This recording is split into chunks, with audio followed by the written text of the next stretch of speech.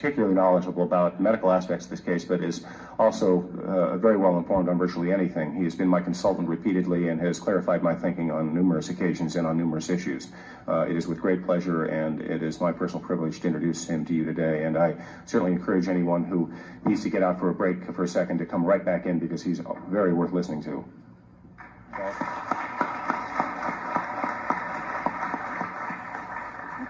Bob, I think there's one tray of, okay.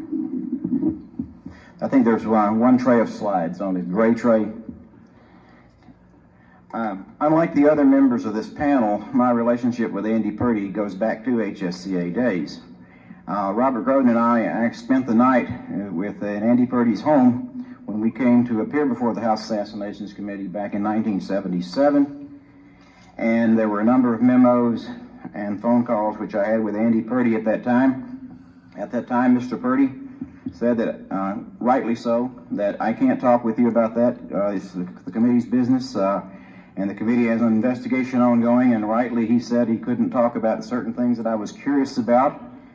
And Mr. Purdy, of course, at the time he did his work for this committee, at the time he was telling me this, did not know if or when the HSCA documents would be released.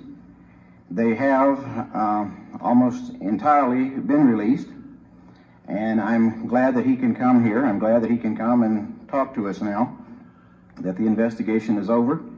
I'm happy that he has a chance to clarify and answer some questions.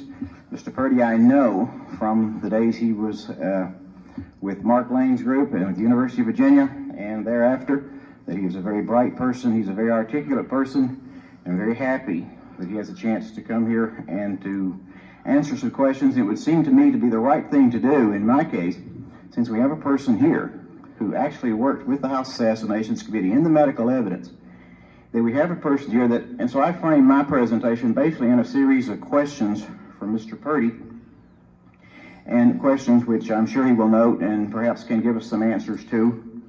And the first one has to do with the document here, which is on the screen at the time. This is document 6165. It is a 6-page letter from Pierre Fink to Andy Purdy, dated February 26, 1978. This letter has been referred, that is to say, these 6 pages have been withheld at the archives and have not been released with the rest of Fink's material. It's interesting, this material comes from CIA, which immediately raises, I think, some questions. Fink, a pathologist, CIA withholds the document. The document contains references to anti-Castro Cubans, William Harvey, Lee Harvey Oswald, Jack Ruby, etc., etc.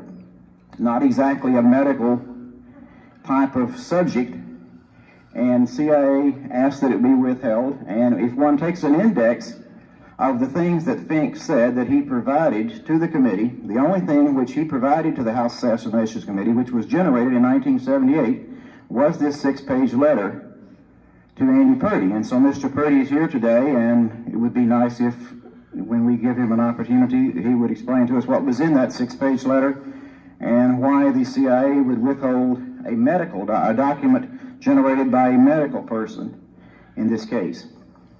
Equally intriguing to me is Mr. Purdy's questioning of Thomas Robinson. Mr. Robinson was a cosmetician for Gawler's funeral home, which handled the embalming of President Kennedy.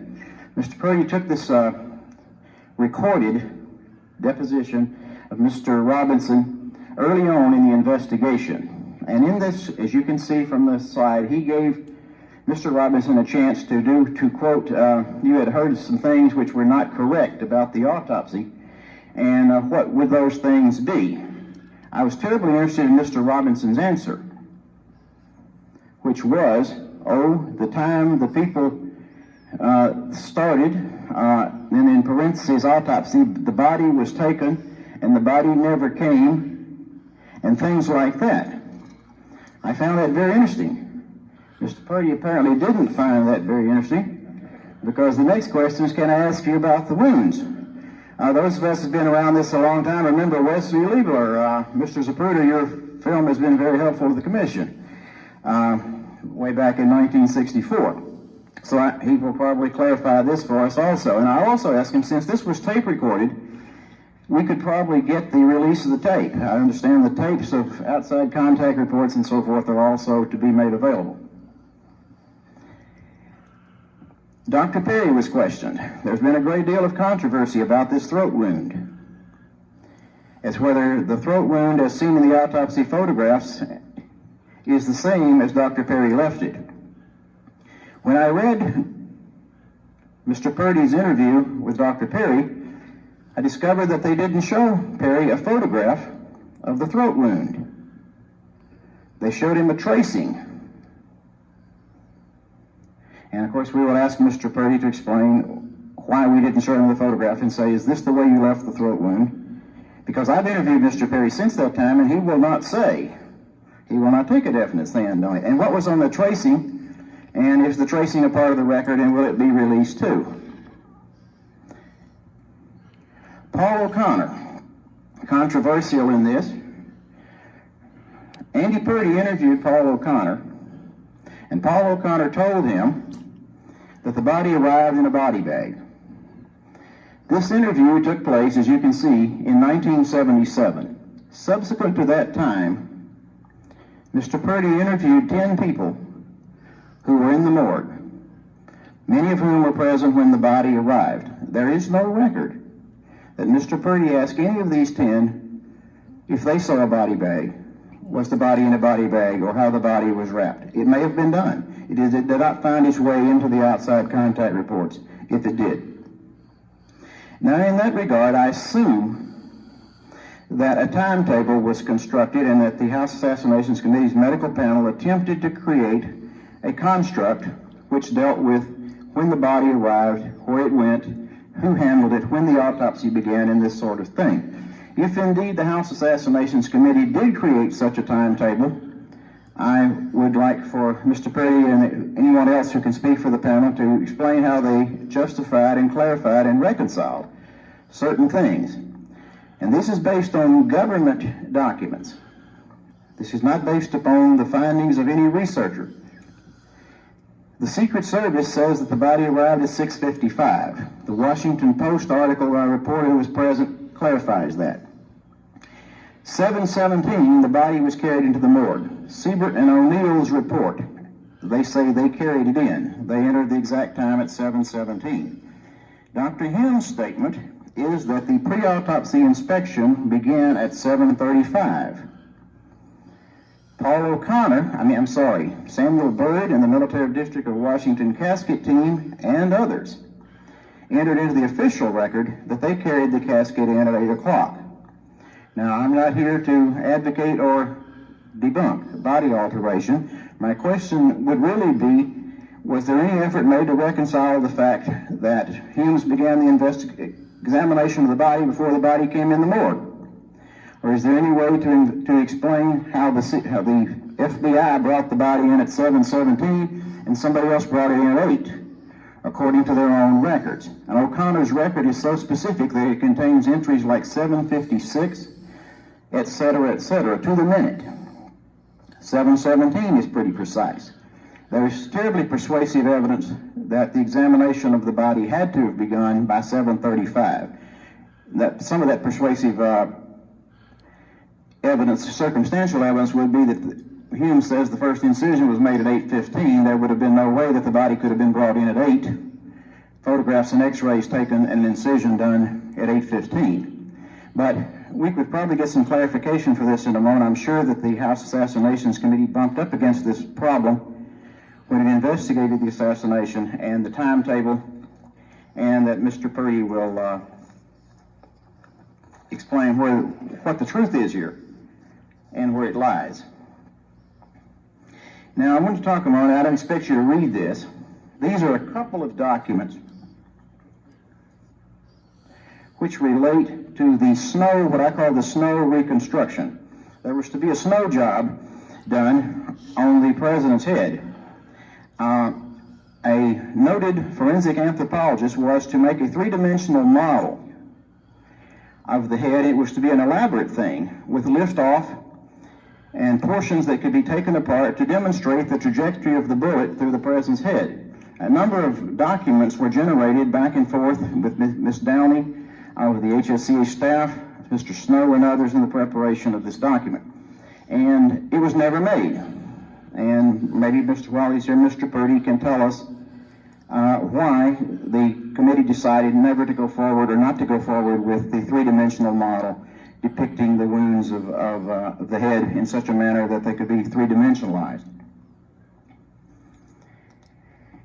There is a basic contradiction here, and many of you are aware of it. And that contradiction is between what human eyes saw and what the autopsy x-rays and photographs depict. I believe they're irreconcilable. The House Assassinations Committee made a choice.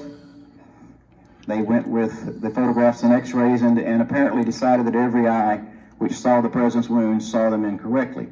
There's one other thing that I would like to ask Mr. Purdy about, and it's perfect time. In Michael Beschloss's book, The Crisis Years, he has written that Lyndon Johnson was very dissatisfied with the findings of the Warren Report, and that he asked CIA, called in Richard Helms, and he asked Helms to conduct an investigation by the CIA. Helms said that the CIA obtained the Zapruder film and also the autopsy materials in 1964.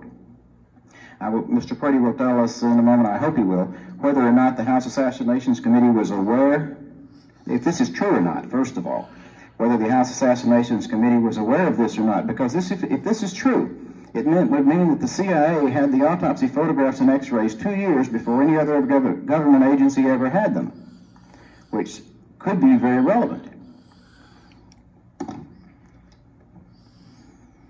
The facts are that the x-rays and photographs depict what no human eyes ever saw, either in Dallas or Bethesda. This is the fundamental contradiction as I see it. We know where the House Assassinations Committee came down, and Mr. Purdy will hopefully explain the rationalization that ever so many groups of human eyes were failed in their observations that particular weekend. I believe that Mr. Purdy was working toward a preconceived opinion. Pierre Fink was rather difficult for the committee. Fink appeared on March 21st, and he testified. There was quite a clash about the location of the entrance wound in the head, Fink insisting that it was low at the external occipital protuberance. I believe that Mr. Purdy's questioning in this shows that he was trying very much to get him to move that wound up. In this particular slide, I think you can see that he asked him, well, you can see what the question is here probably from your end better than I can from this angle. What inference would you reach from this if there was a wound in the cowlick area? Fink would refuse to answer and would not take a definite stand. And so then I believe Mr. Purdy asked him a question which assumes facts which are not in evidence. He says, suppose you saw this picture and the people who performed the autopsy also told you that this was a wound. The problem with that is, of course, the people who performed the autopsy never did say that there was a wound in the cowlick area. And then, a kind of a last straw, Fink still wouldn't answer. Then he said, is there any way you'd be in a position to say that it wasn't a wound of entrance? Which reminded me a little bit of a very, very long question framed a long time, what may be the world's longest hypothetical, formed by Mr. Spector, who's Mr. Purdy, by the time he when he went to work for the committee, had a rather low opinion of. Now, that second interview with Fink asked to appear the next day. I assume he did. Mr. Purdy will tell us. He testified on Saturday. On Sunday, there appeared another session with Pierre Fink. I thought that very unusual. He appeared before the committee again, and in that interview, which is 15 pages, that second interview with Pierre Fink ends abruptly, in the middle of a page. And it is noted on the outside that the interview ends abruptly. And it was taped, and I'm wondering, and we'll probably get it clarified here in a moment, if the tape ends abruptly, if the tape can be found, and just what is in the tape. Mr. Purdy has come here to say that there may be a conspiracy, but not in the medical evidence. And I'm suspicious. Look, maybe he wants us to help us look at the assassination again, but not in the medical area. Don't throw me in the bribe patch. It perhaps reminds me of a little girl who says, "Daddy, I've hidden my doll. Go look for it. Look anywhere, but don't look behind the closet. Don't look in the closet."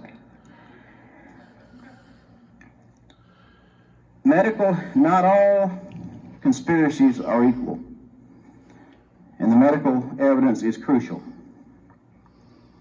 If Kennedy was shot from the front, I think the medical evidence had to have been manipulated in order to cover that. Mr. Purdy is here to offer us again what I call Blakey's benign conspiracy. Mr. Purdy offers us Oswald and perhaps some discontented Fair Play for Cuba Committee members shooting and missing from the grassy knoll.